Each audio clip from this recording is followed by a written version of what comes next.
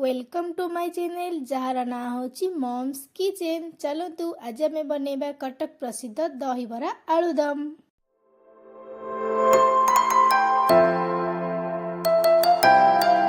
देखंतु एठी मु बरा बनैबा पई बिरी को बाटीची। या सहित पियाज कंचा लंका भृषंग पत्र को देछि।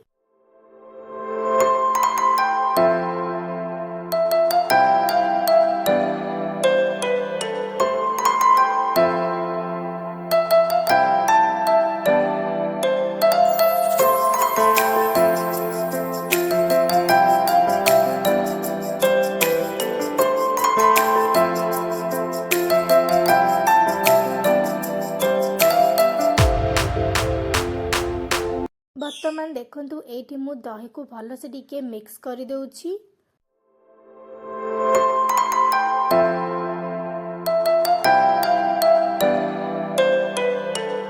बर्तमान देखंतु एठी मु लूण को देउछि। या सहित बीट लूण एवं लंका पाउडर को मध्ये देउछि। देखंतु एठी मु एहार फुटण प्रस्तुति करछि। तेल सोरिष सुखिला लंका एवं पान मोहरी या सहित भृषंग पत्र को मध्ये देउछि।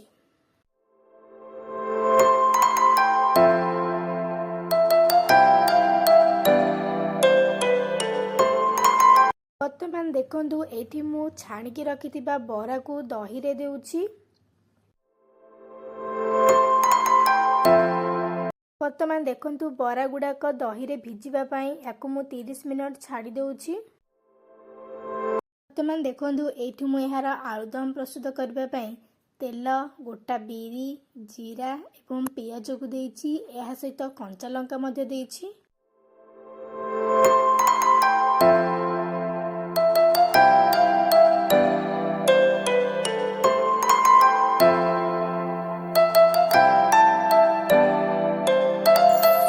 वर्तमान देखंतु एठी ए सबु भल से टिके भाजी हो गलानी। एठी मु देउछि टमाटो एवं अदा रसुण को।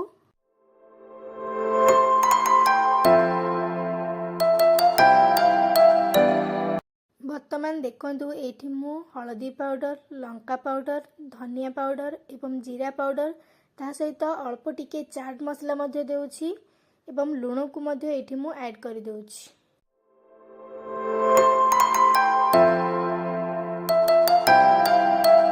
वर्तमान देखंतु एठु मु ए सबु को टिके भल से गोळै देउछि। या परे मु देउछि पानी को जहा द्वारा कि मसला पोड़िबो नाही।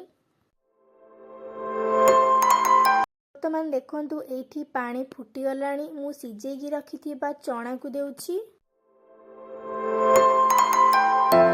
वर्तमान देखंतु एठी मु भृषंग पत्र को देउछि। आपण माने चाहिले एहा को स्किप करि परिबे। एठी देखंतु मु सिजेई की रखिथिबा आलू को देउछि। वर्तमान देखंतु एठी हमर आलुदम प्रस्तुत हो गलानी। वर्तमान देखंतु एठी बरा गुडाक दही रे भिजी गलानी।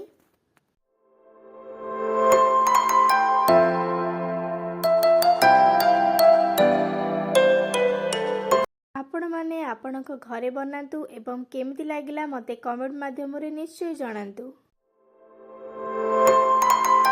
आपनकु जदि मोर एही वीडियोटी भल लागिछि ताहले like comment share and subscribe करबाकु जमारु भी भूलिबे नाही।